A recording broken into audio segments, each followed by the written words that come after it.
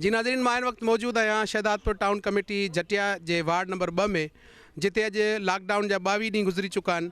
22 ॾींहंनि गुज़रण खां जे बावजूदि बि सरकारी सतह ते हिन इलाइक़े जे मुस्तहिक़ीन खे राशन न मिली सघियो, जंहिंजे करे अॼु ई माण्हू रोडनि ते निकिरी आया आहिनि ऐं सरापा एहतिजाज आहिनि। अचो त हिननि खां हिननि जा तासुरात वठूं था। अहिड़े मुश्किल टाइम में ग़रीबनि सां साथ ॾियो।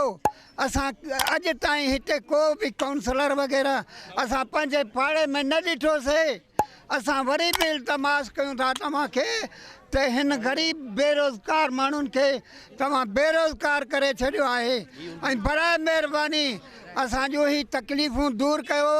वार्ड नंबर 2 जा माण्हू हींअर निकिरी पवंदा। काउंसलर आहे न बाबू वटी, काउंसलर बाबू वटी हिते चूंडी वियो आहे, मां हुनजो हेल्प कई आहे। 60-70 नाला माण्हू गिना आहिनि, मां बार वञण जी बाबू मूंखे चए थो त सिंध हुकूमत नथो ॾे।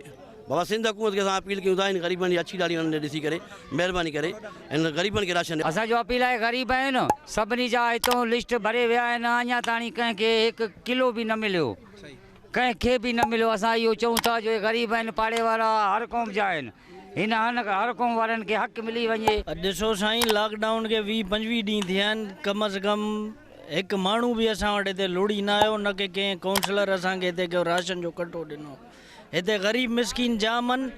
असां इहो मुतालबो था कयूं, अचनि हिते ग़रीब मिसकिननि ॾे लुड़ी अचनि, वाउंटन ॾे टाइम त भॼंदा अचनि था, लिस्ट जा पर्चियूं ॾेई वञनि था, हितां चिंचियुनि में सते माल वांगुरु खणी था वञनि हितां माण्हुनि खे। बाक़ी राशन जे टाइम हिते कोई लुड़ी न आयो आहे। जी नाज़रीन, तव्हां शहदादपुर जे जटिया टाउन यूसी जे वार्ड नंबर 2 जे मुस्तहिक़ीन ऐं बेरोज़गार माण्हुनि जी सूरत हाल ॿुधी। अॼु लॉकडाउन खे 22 ॾींहं गुज़री चुको आहे, मगर अञा ताईं हैरत आहे त सरकारी सतह ते हिननि माण्हुनि जी का बि वाहुर न थी सघी आहे। हिननि माण्हुनि ताईं को बि क़िस्म जो राशन या ॿी इमदाद न पहुची सघी आहे। अहिड़ी सूरत हाल में जेका माण्हू हाणे रस्तनि ते निकिरी पिया अचनि, त अहिड़ी सूरत में कोरोना जी जेका लॉकडाउन थियल हो उहो तव्हांजी भंज कढी शुरू थी वेंदियूं ऐं हालात बहितर बिगड़ंदा। ज़रूरत इन ॻाल्हि जी आहे त फौरी तौर ते हिननि जी इमदाद कई वञे।